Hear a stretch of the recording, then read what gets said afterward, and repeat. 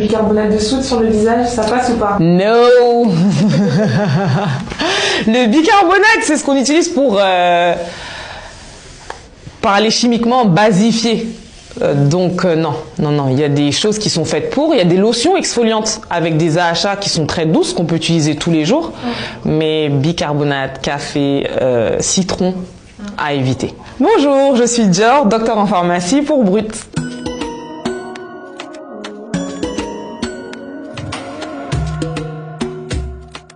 Donc on va parler d'hyperpigmentation. C'est quoi l'hyperpigmentation? Alors l'hyperpigmentation, c'est les taches, en gros.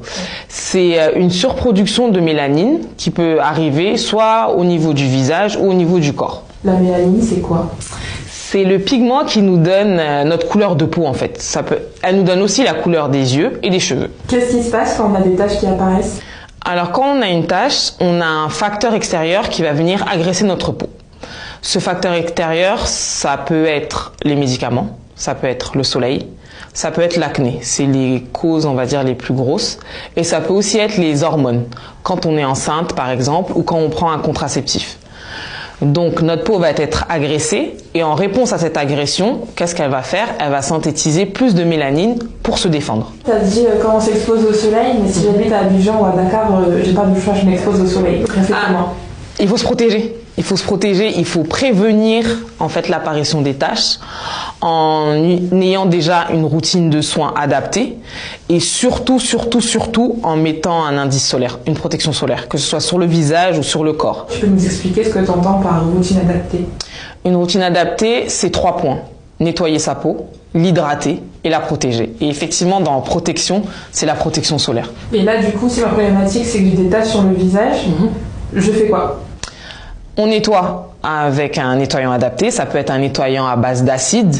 Les acides, ce qu'ils vont faire, c'est qu'ils vont permettre d'éliminer les cellules mortes de la peau. Parce que quand on a une tache, effectivement, la partie plus haute est foncée. Donc on va essayer d'exfolier, c'est ce qu'on appelle l'exfoliation, donc éliminer les cellules mortes pour éclaircir la tache et lui permettre de reprendre une couleur un peu moins foncée. Donc on nettoie, on hydrate avec un sérum et une crème, et on protège du soleil. On hydrate sa peau, après on met la crème solaire, il fait chaud, on va transpirer, comment on fait?